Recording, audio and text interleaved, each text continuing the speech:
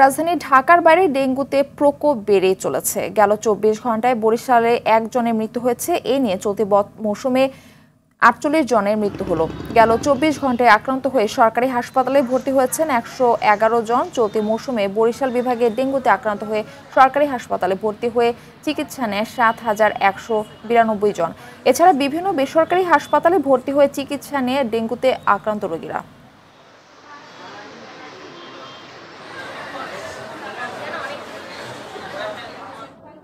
দর্শক, এ বিষয়ে আরো জানাতে বরিশাল থেকে আমাদের সঙ্গে সরাসরি যুক্ত হচ্ছেন সহকর্মী আরিফ হোসেন। আরিফ, বরিশালে দিন দিন ডেঙ্গু রোগীর সংখ্যা তো বাড়ছে, এর কারণ হিসেবে চিকিৎসকরা কি বলছে জানাবেন?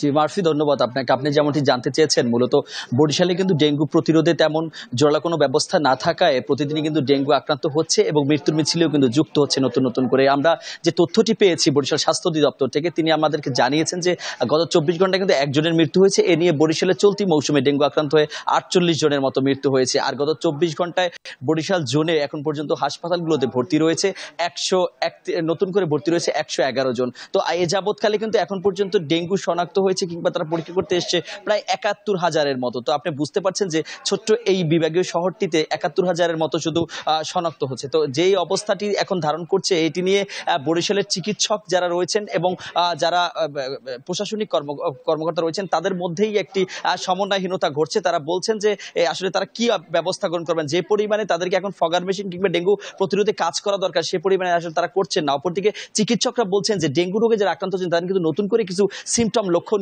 তার কারণ হচ্ছে যে এখন অনেকেরই কিন্তু মাথা ব্যথা, চোখ ফুলে যাওয়া কিংবা তাদের পেট খারাপ থেকে শুরু করে বিভিন্ন ধরনের তাদের সিমটম দেখা দিচ্ছে এবং খুব দ্রুতই এদেরকে হসপিটালে আনতে হবে এবং খুব দ্রুতই চিকিৎসকের শরণাপন্ন নিতে হবে, না হলে ঝুঁকি থেকে যাচ্ছে। শেষ করবো তার আগে একটু আপনাকে জানিয়ে রাখি, বরিশাল সিটি কর্পোরেশন আগেও বলেছি, যেহেতু এখানে প্রশাসকের মাধ্যমে চলছে, সুতরাং এখানে যে পরিমাণে কার্যক্রম করার কথা সে পরিমাণে কার্যক্রম হচ্ছে না।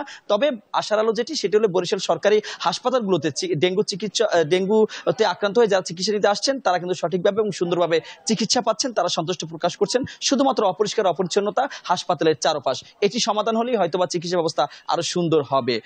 মারফি, এই ছিল বরিশাল থেকে এখন পর্যন্ত আমার কাছে ডেঙ্গু ভর্তির সবশেষ তথ্য। ধন্যবাদ আপনাকে।